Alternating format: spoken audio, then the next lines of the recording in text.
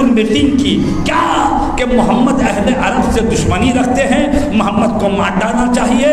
40 نے مل کر ایک کو مقرر کیا، اس 40 میں سے ایک آدمی تیار ہوا وہ رسول خدا کو مارے گا، لہذا وہ اسی اعتبار سے وہاں سے روانہ ہوا، اور روانہ ہونے کے بعد وہ رسول خدا کو مارے گا۔ جب وہ روانہ ہوا تو راستے میں طوفان آ گیا، طوفان آ گئے، ایک مقام پر ٹھہر گیا کہ طوفان ختم ہو جائے پھر آگے بڑھے۔ طوفان ختم ہوا پھر آگے بڑھا، پھر ہوا آنے لگی، چلنے لگی، پتھر پیر سے ٹکرا رہے تھے، پیر مجروح ہو گیا، پھر کہیں چھپ گیا، پھر آگے بڑھا، پھر آندھی تیز ہو گئی۔ اس طریقے سے بہت سارے مراحل اور دشواریوں کو طے کرنے کے بعد رسول خدا کے پاس وہ مدینے پہنچ گیا۔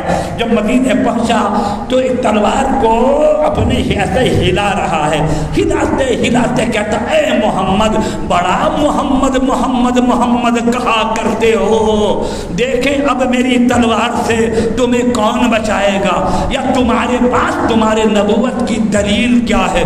سامنے امام حسن اور امام حسین تھے، دونوں بچے کھیل رہے تھے۔ نبی نے فرمایا میرے نبوت کی دلیل مانتا ہے کہ میں نبی کیسے ہوں؟ اگر میرے نبوت کی دلیل چاہیے تو یہ میرے دونوں شہزادے کھیل رہے ہیں، ان میں سے جس سے دل چاہے جا کر میری نبوت کا دلیل پوچھ لے۔ وہ آیا امام حسن حسین کے پاس، جب آیا امام حسن کے پاس آ کے کھڑا ہو گیا، سوچنے لگا یہ بچہ ہے، نبی محمد اس نے نبوت کا دعویٰ کیا، یہ بچہ کیا بتائے گا؟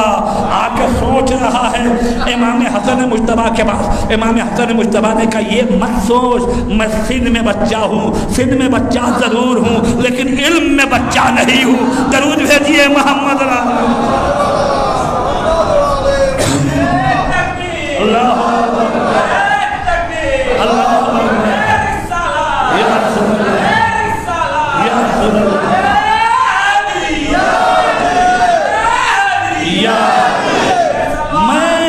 اللہم صلی علی محمد و آل محمد، میں سن میں بچہ ضرور ہوں لیکن علم میں بچہ نہیں ہوں۔ تیرا سوال تو مجھے بتائے گا، تیرا سوال تو مجھے بتائے گا یا میں تجھے بتا دوں؟